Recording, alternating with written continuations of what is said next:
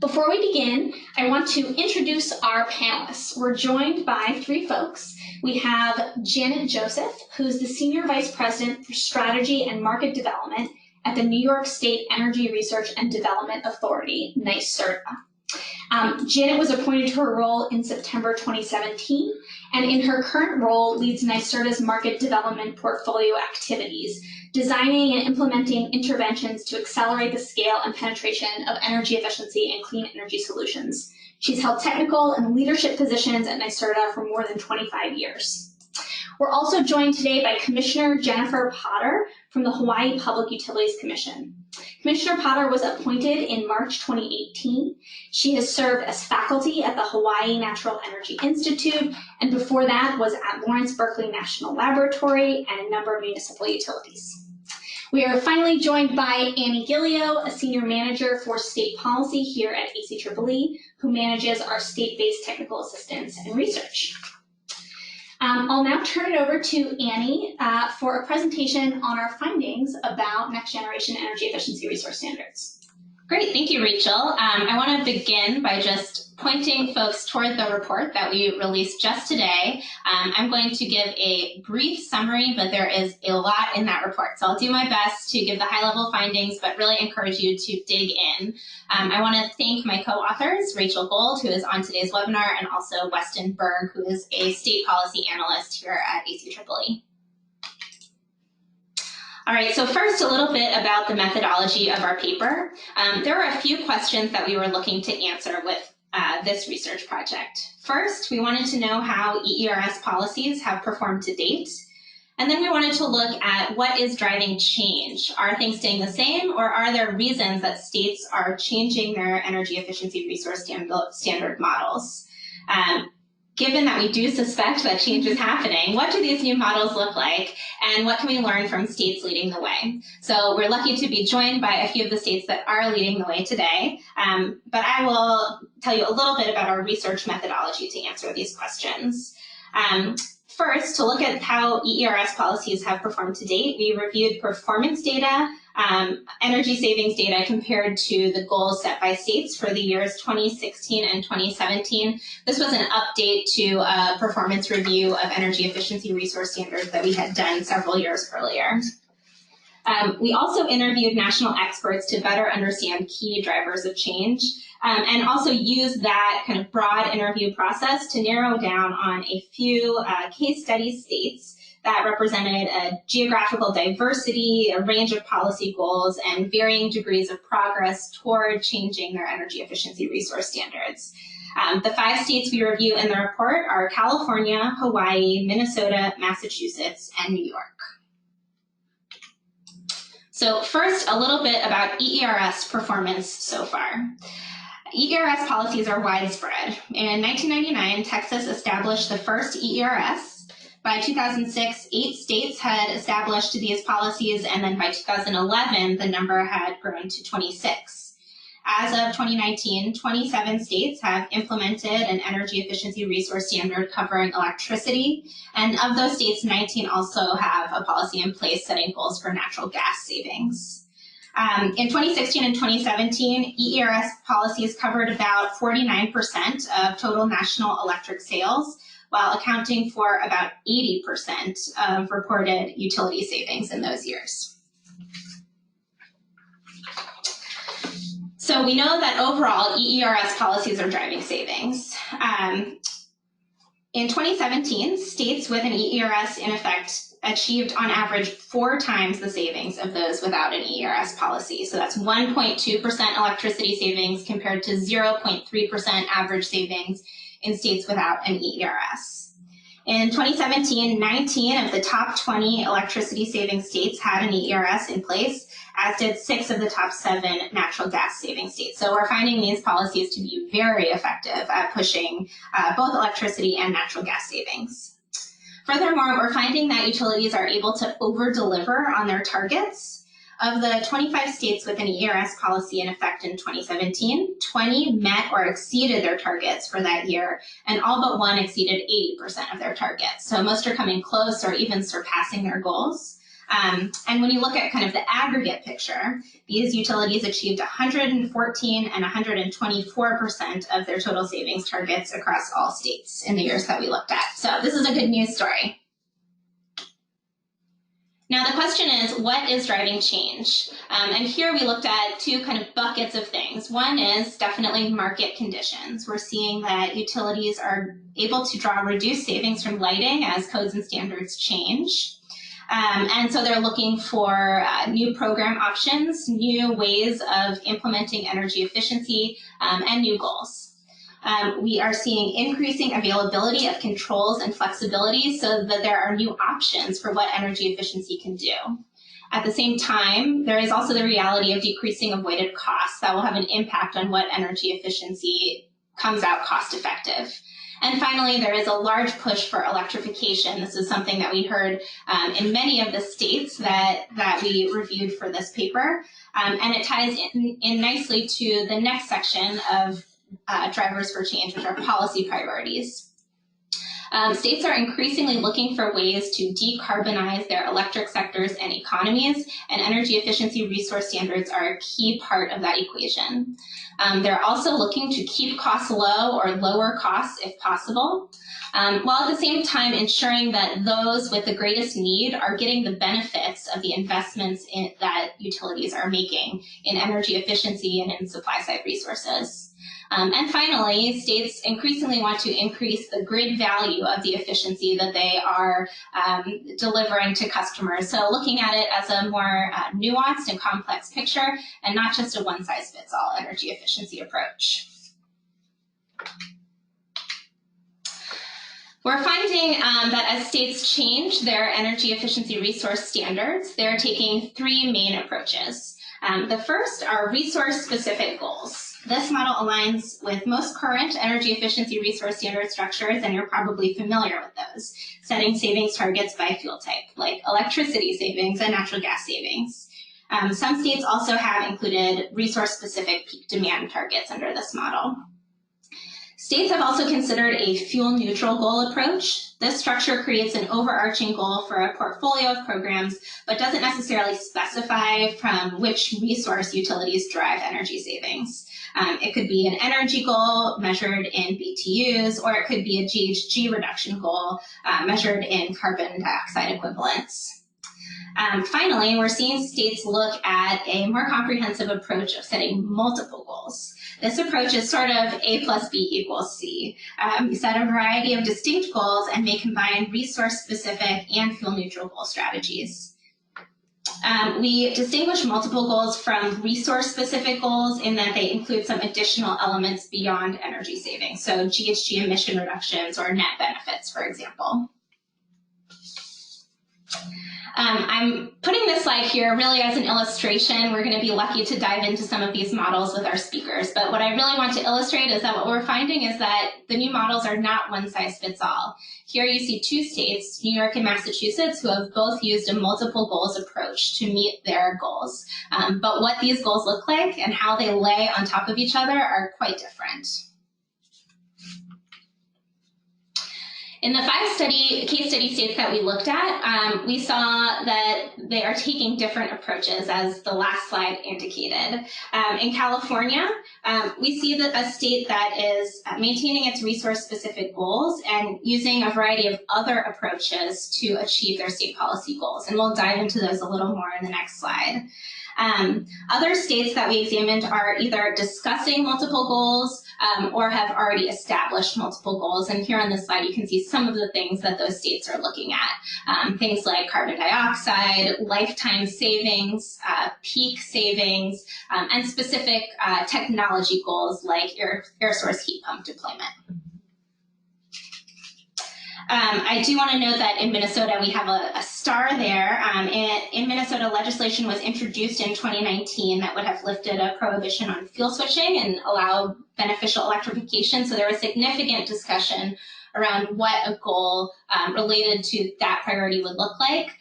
Ultimately, the state has not yet moved forward, but discussions are continuing. As I mentioned, California is taking an approach of using many other tools to achieve their goals. In our report, we identify 7 specific tools that states are using to achieve their policy goals beyond energy efficiency resource standards. So these are either part of or complementary to efficiency standards. Things like carve-outs, which take the existing goal and carve out a portion requiring utilities or program administrators to achieve a specific type of savings, often for a specific sector.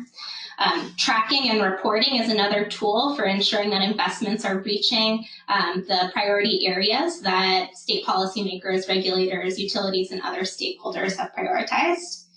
Performance incentives are extremely linked to energy savings goals, and regulators are increasingly using performance incentives to drive efficiency investments to specific areas.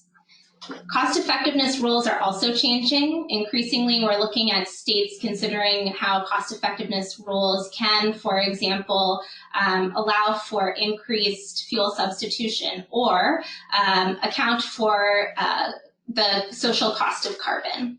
So as these rules change, that will change the way efficiency is delivered. Program design is another area that states are looking to ensure that efficiency benefits are maximized.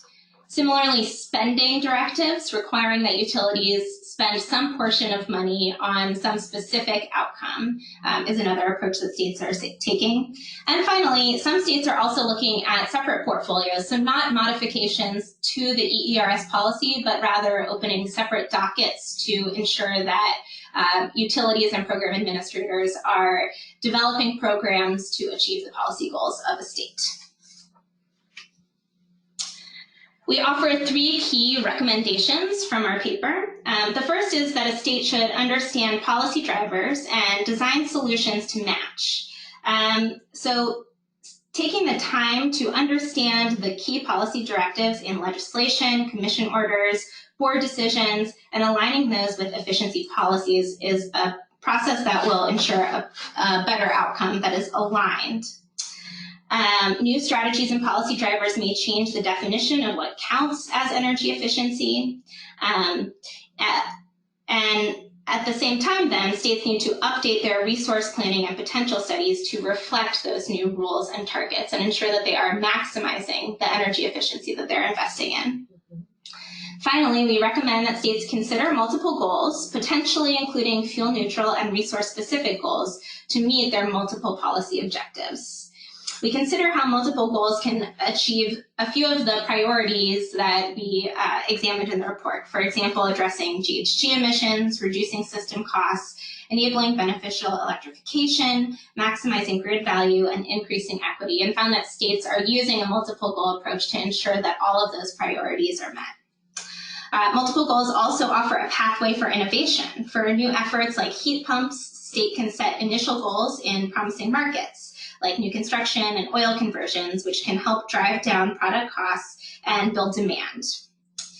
In addition, if a state is interested in an overarching goal, like emissions reductions, multiple goals can be a stepping stone to build stakeholder experience using that metric while ensuring outcomes across the board are met. You can find our report here at the link. It is also available on the homepage of ACEEE.org. You'll be able to navigate to it quite quickly. And now I'd like to turn it over to our next speaker. Janet Joseph is Senior Vice President for Strategy and Market Development at the New York State Energy Research and Development Authority. Janet? Great. Well, good afternoon. Thank you. It is a pleasure to be here to share with you some of the exciting developments in energy efficiency policy and in clean energy that are happening in New York State. Next slide, please.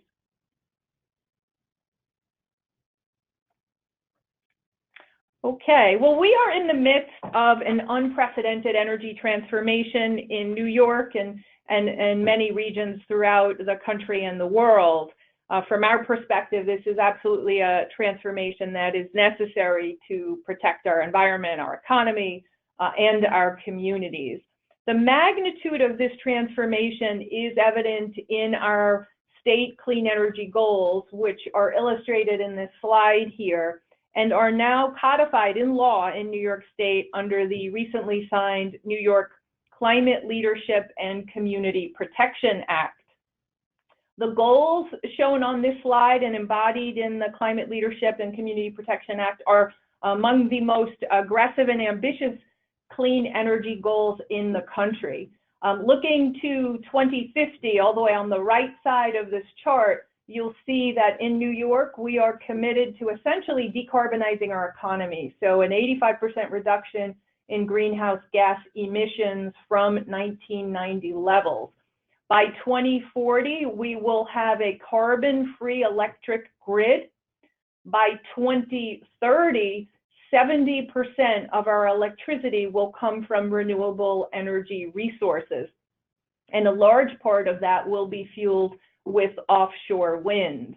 Our 2030 benchmark is 40% reduction in greenhouse gas emissions from 1990 levels.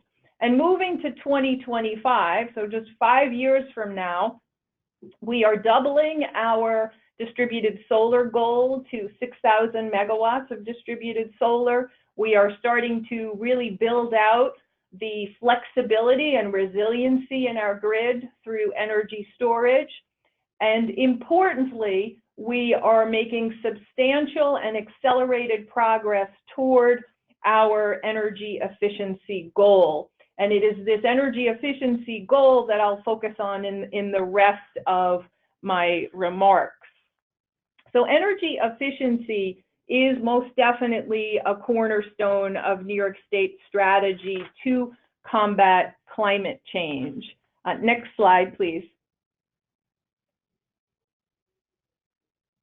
So New York does have a long-standing commitment to energy efficiency. Prior generations of energy efficiency targets, which were referred to as the Energy Efficiency Portfolio Standard, or EEPS, were created over a decade ago by the Public Service Commission. And as we heard earlier, these earlier vintage programs did drive meaningful energy savings.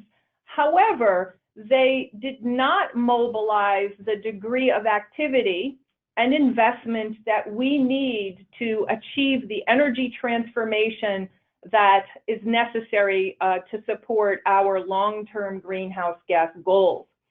So these previous generation of programs drove meaningful savings, but not at the scale that we need, and not certainly to a level that supported market innovation that's needed to continue to reduce cost of energy efficiency solutions and continue to deliver new forms of customer value.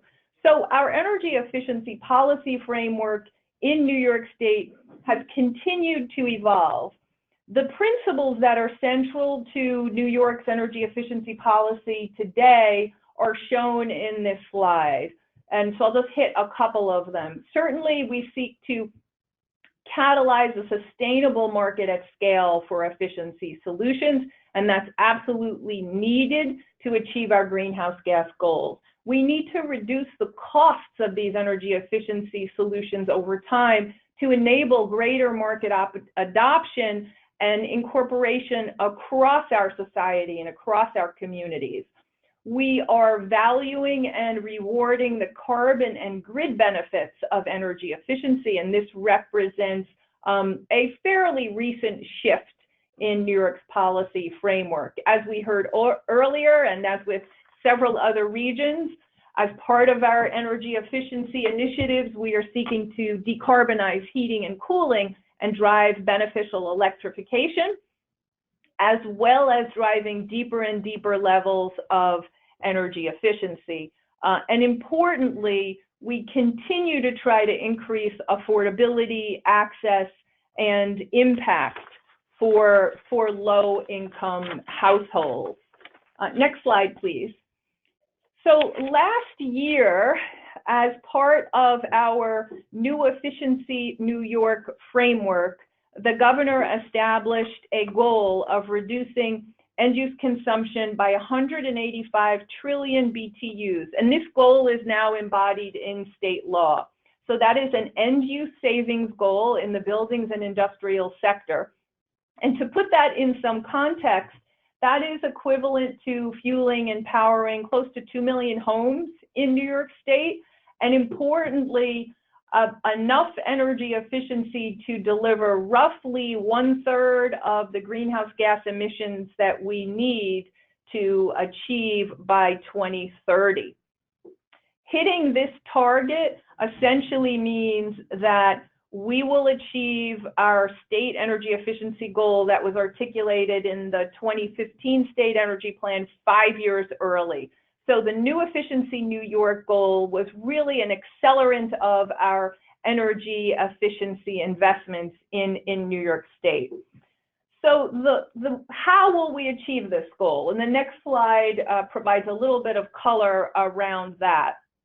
So as part of New Efficiency New York, we are pursuing the most comprehensive energy efficiency policy in New York's history. So this is addressing utility programs, state investments, energy affordability, labor and workforce issues, as well as advancing more aggressive structural changes through things such as codes and standards. So the graphic that you're looking at shows the different ways in which we will achieve this total goal of 185 trillion BTUs. And that yellow slice at the top of the chart reflects new utility investment in energy efficiency. You can see slices of contributions from codes, standards, benchmarking. A lot of the blue slices are contributing from NYSERDA Clean Energy Fund investments, and I'll talk a little bit about that. So Ratepayer supported efficiency programs do, and you can, the previous slide, please, if you could flip back. Thank you. So the ratepayer supported programs that our utilities are running do remain as the core commitments to our energy efficiency strategy, but they are bolstered. They are bolstered on one side by longer-term structural changes through more aggressive codes and standards, and on the other side by very robust investments in market-enabling strategies and market transformation initiatives that NYSERDA is supporting through the Clean Energy Fund. So through the Clean Energy Fund, we are investing about $200 million a year into energy efficiency investments, and we are very much playing the long game in the Clean Energy Fund. So we're driving deep energy retrofits, we're supporting advanced technology, we're developing the market infrastructure, supporting decision quality information and workforce development and financing, among other things, in addition to continuing with a commitment to low and moderate income programs. So the New Efficiency New York strategy, which includes a more aggressive utility program, is very much a comprehensive portfolio of actions. So next slide, please. So focusing for a moment on the utility programs and taking a look at implementation toward this new efficiency goal, our Public Service Commission has called upon the investor-owned utilities in New York State to achieve more in both scale and innovation in our energy efficiency portfolios. And we have a regulatory process that is underway today.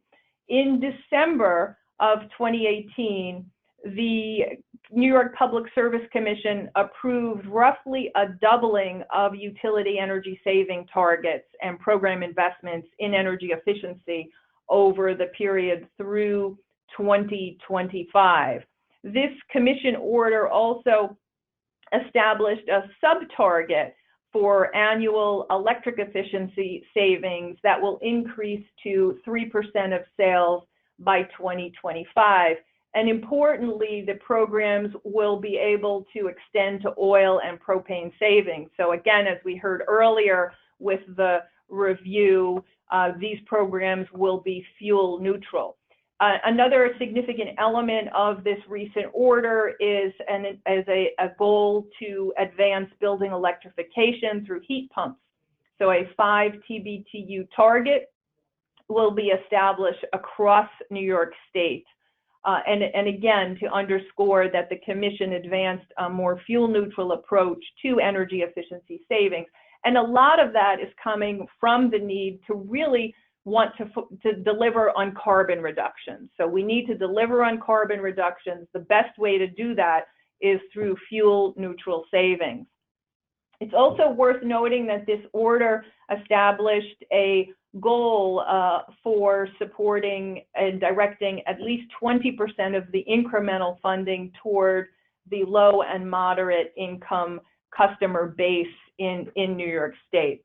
So we expect a second order coming from the Commission within the next few months, which will lay out goals and budgets for the utilities through 2025. So this is really the first major implementation of this relatively new energy efficiency target that we have in New York State, this 185 TBTU goal. And to kind of wrap on this, you know, the 185 TBTU goal, or our new efficiency goal, it is a substantial ramp up of energy efficiency compared to historic investment, more than doubling investments. It is a fuel neutral goal. It is very focused on carbon, and it will be delivered through a comprehensive portfolio of programs. But in some ways, that goal is really just the beginning, because if we think about where we need to get by mid-century, we need to have essentially a decarbonized economy. We need to have carbon neutral buildings. We need net zero carbon buildings. So those are buildings that are highly efficient, and those are buildings whose remaining needs are met by renewable energy. So toward that end, we are in the process right now of developing a longer term roadmap toward net zero carbon buildings.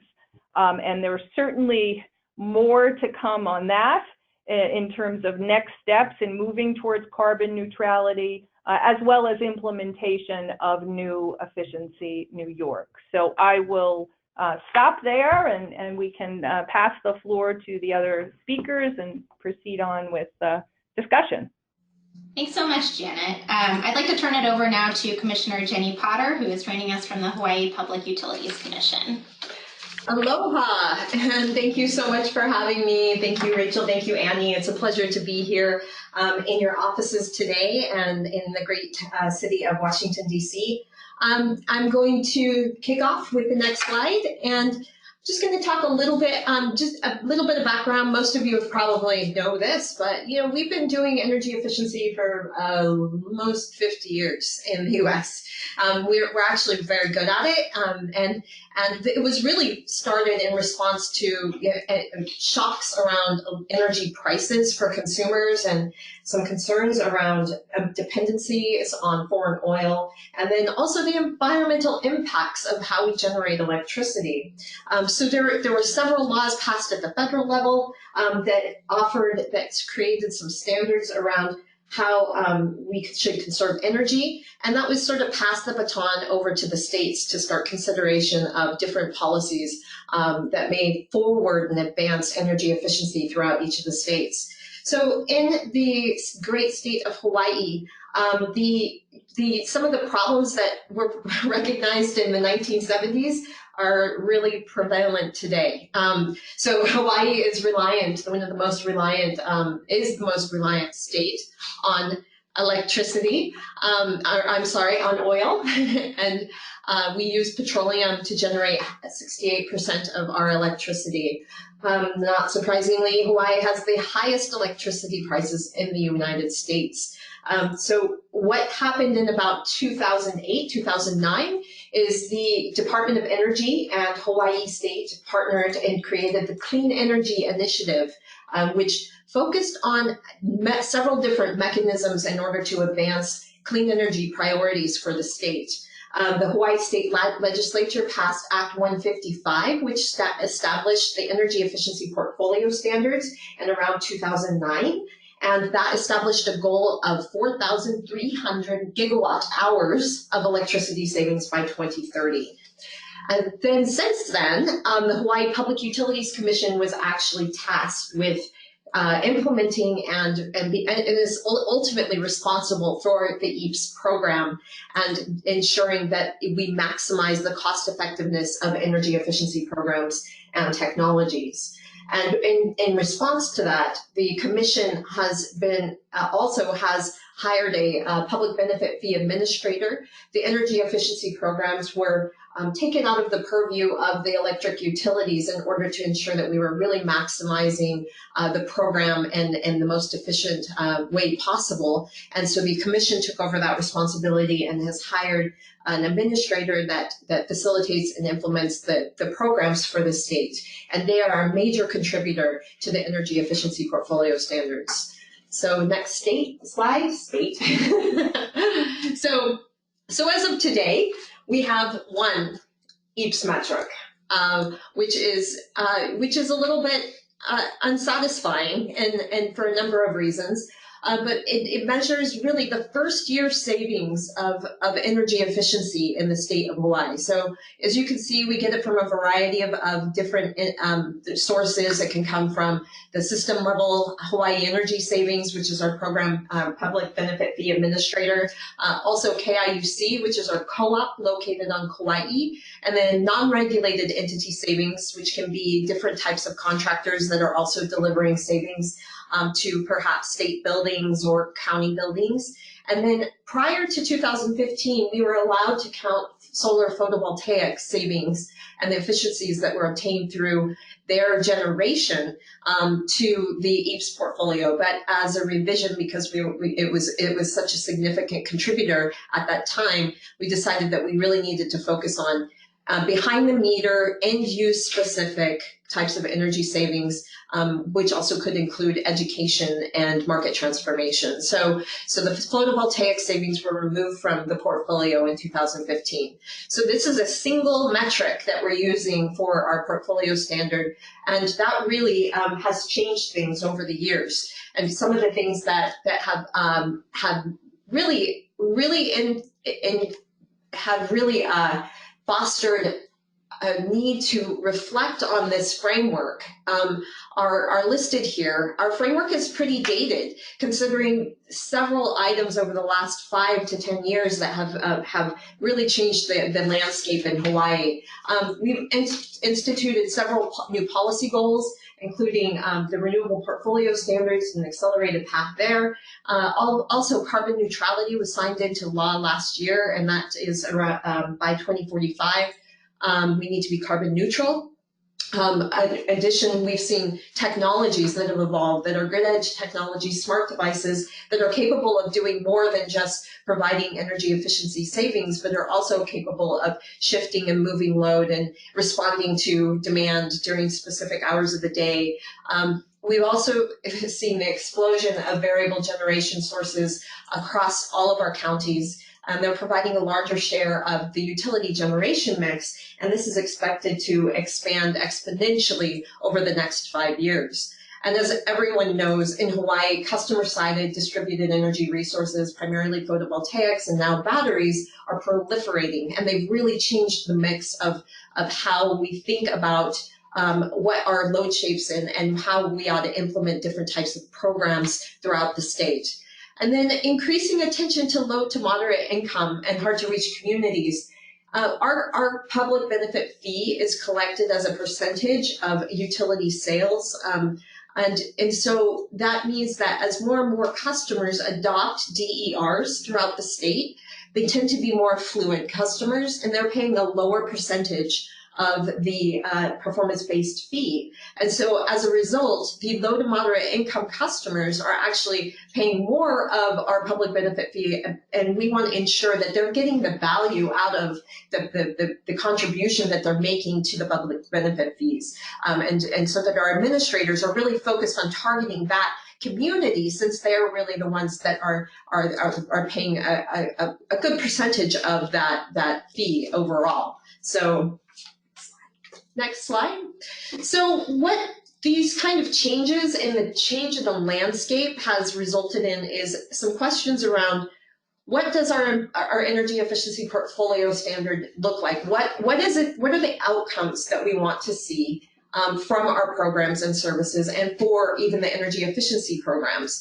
And those should relate back to the policy objectives for the state, and also, how we think about integrating energy efficiency into our buildings, the residences, commercial buildings in the state, along with other energy objectives in terms of reaching our renewable portfolio standards and reducing greenhouse gases.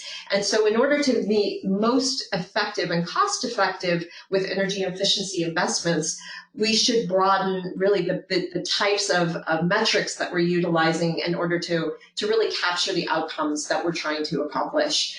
So we're talking among our stakeholder community in Hawaii to really evaluate what is important to them and really where we need to go over the next, now 11 years. It's actually going to be more like 10, and how the next 10 years should look, and then even continuing beyond, because although our goal stops at 2030, that doesn't mean we should stop doing efficiency. So we really need to be evaluating what's going to happen after that 2030 benchmark and what it is we're going to be wanting to measure along the way.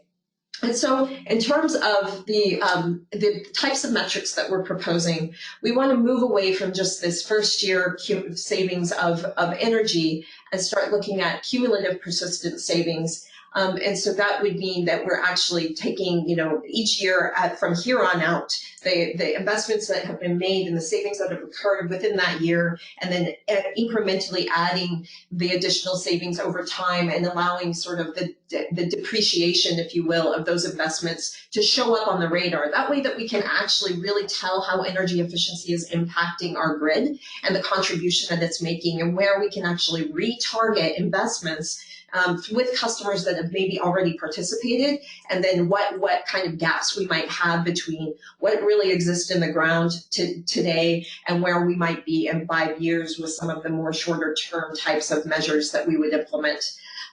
So it allows for some more long-term planning, if you will. One thing that we're really, really interested in doing is looking at time-related energy efficiency impacts and location-related energy efficiency impacts. And one of the reasons we want to look at this is because managing the grid at the distribution level has become pretty complex. Not to say that it's not at the transmission level as well, but we see some idiosyncrasies between what's happening at the distribution level, what's happening at the transmission level, and also with the suite of distributed energy resources that are going in the field. How can we ensure that energy efficiency is delivering savings at the right time in the right place? And that's really important because we want to show that it does. There's a lot of conversation about energy efficiency, exacerbating the duck curve and showing up in the wrong places and making things more challenging for how we operate the grid. But nobody's really quantified exactly whether that's true. And so there's a big question mark around whether that actually holds any water. So we want to actually show too that energy efficiency can help reduce the peak, which helps reduce the ramping, which helps save a larger investment. The avoided costs are much greater around those hours when you're reducing the peak, and also those ramp rate hours. Also, the DR ready and smart appliance market penetration. This would really sit with a public benefit fee administrator for a number of years, and it may actually evolve into something more of an EEPS metric later.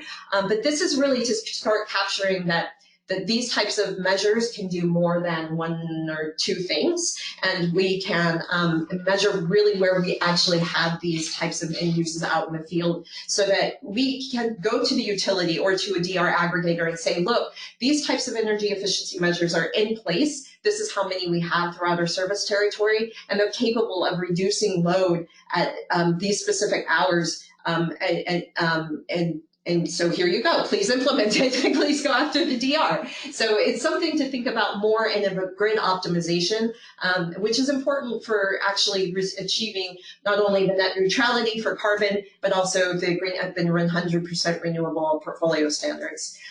Really critical to Hawaii is the reduction in imported fossil fuels, the barrels of oil avoided. That would certainly be within our EERS portfolio and a metric that we use, as well as the reduction of net greenhouse gas for many of the reasons that Janet already explained. These are really critical to our policyholders, to our policymakers, and our stakeholders within Hawaii who are already feeling the fast effects of climate change with sea level rise. As I mentioned earlier, the level of service to hard to reach and income-constrained communities is becoming a higher priority at the legislative level. And so starting to measure how that fits into our EERS portfolio, we're trying to figure out a way to do that with the public benefit fee administrator first, and then figure out if it fits appropriately within the EERS portfolio as well. And then we have a lot of market transformation metrics because we're kind of in this weird space at this point of transitioning away from lighting savings. So how can we actually start quantifying market transformation metrics and looking at what the impacts of education and outreach and really programs like SEMS, which stands for Strategic Energy Management. Strategic Energy Management. Thank you. That was a pop quiz. So with that, I'll finish up and we can get to some questions. So thank you so much for having me. Thank you so much, Commissioner Potter. I want to turn it back over to Rachel Gold now to ask a few questions to our amazing speakers. Thank you again to Janet and to Commissioner Potter for your great remarks and for giving us an update on what's going on in New York and in Hawaii. It's really exciting to see the progress and how you're thinking about the evolution of energy efficiency as a tool for a whole host of different policies. I wanted to ask both of you to share a little bit about the process side of this. So we've talked a lot about goals and metrics and some of the tangible elements, but I'm curious, how have policymakers, including yourself or some of your colleagues, engaged stakeholders to craft changes to energy efficiency policies? And what kind of contributions have you seen from that kind of stakeholder engagement? Sure, I can kind of jump in on that topic. So first of all, in getting to the new efficiency New York policy goal and portfolio, we convened well over a dozen forums with experts and stakeholders on a range of topics, from kind of weedy technical topics associated with metrics to issues around serving the low-income community and capitalizing on innovations in technology. So we had a pretty robust stakeholder engagement in the development of the new efficiency New York goal. As with any public service commission deliberation, there is of course a formal process of filing comments, and the commission received hundreds of comments for this new efficiency proceeding, comments and reply comments, and hosted a range of forums to get to the ultimate policy. I mean, some of the things that we heard from the community and the stakeholders have really been sort of reflected in the policy, and a lot of the things that we just heard about from the commissioner as well. We did hear loud and clear from representatives of the low and moderate income community that we need to continue to do more to ensure that energy efficiency programs provide benefits to that sector of the economy. We also heard from many constituents that the goals that we're establishing should, and this is probably more from the environmental organization, should be a floor and not a ceiling. And another topic that emerged is that many of the, I'll call it, operational tools that are currently in place around energy efficiency programs really need to be updated and refreshed to reflect the new policy goals that we have. And these are things ranging from how we approach cost effectiveness determination and benefit cost analysis, and how we determine savings around using things like our technical resource manual. We certainly continue to hear from large consumers that, they're concerned about cost of efficiency programs. And so that is a point that I would say has, always been surfaced when we're looking at programs of this type. So those are a couple of the points that came through with the stakeholder engagement in New York. Thanks, Janet. That's really helpful, and it sounds like you've been able, in the recent proceedings and some of the recent white papers, to be able to be responsive to that. So that's great. Jenny, what's happening in Hawaii with stakeholder engagement?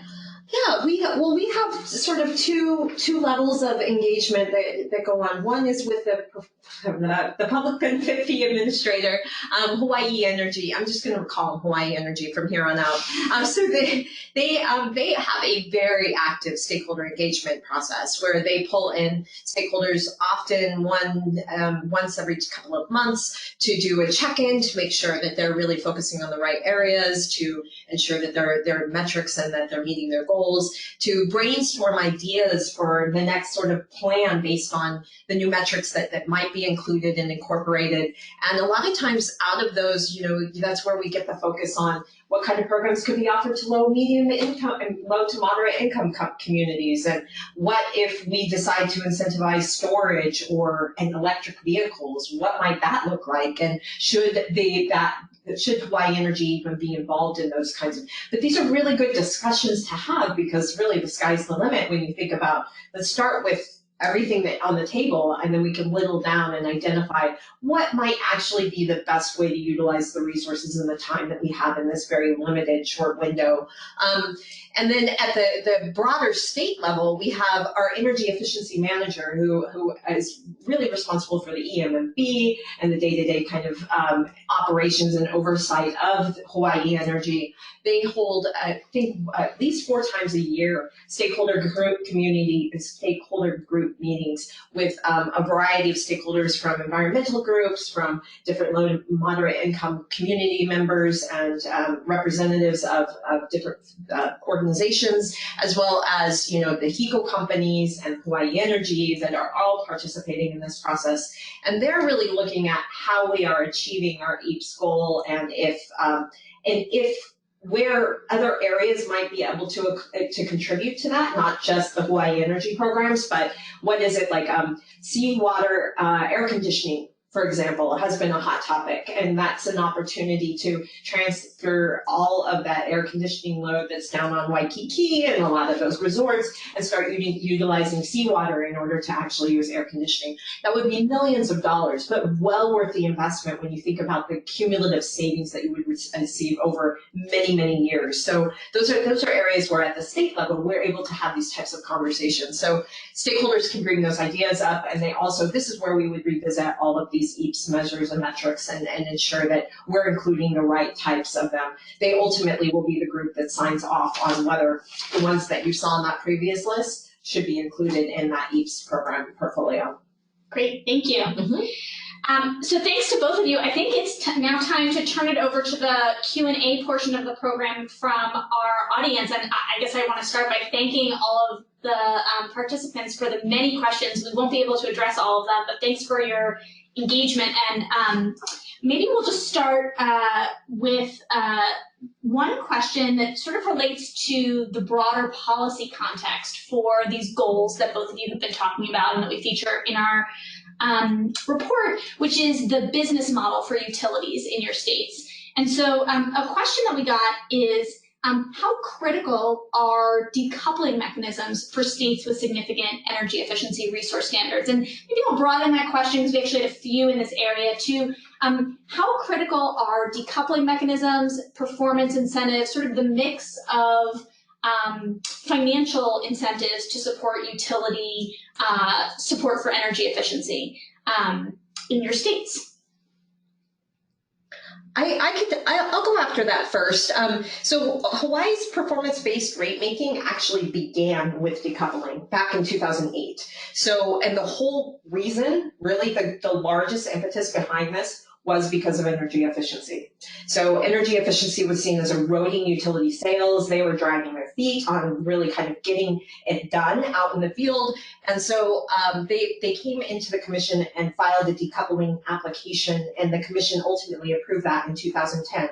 And around that same time is when the legislature said, hey, you know what, Public Utilities Commission, why don't you take over the performance-based, the Hawaii Energy Program, and then we'll see if we can't get more energy efficiency done in the field. So now, flash forward about 10 years, we're in the process of a performance-based regulation proceeding, and it's the importance of decoupling at the first was really intended to help utilities manage the change in how customers need and use electricity. And that came primarily from energy efficiency up until about 2015, where we saw broad adoption of photovoltaics.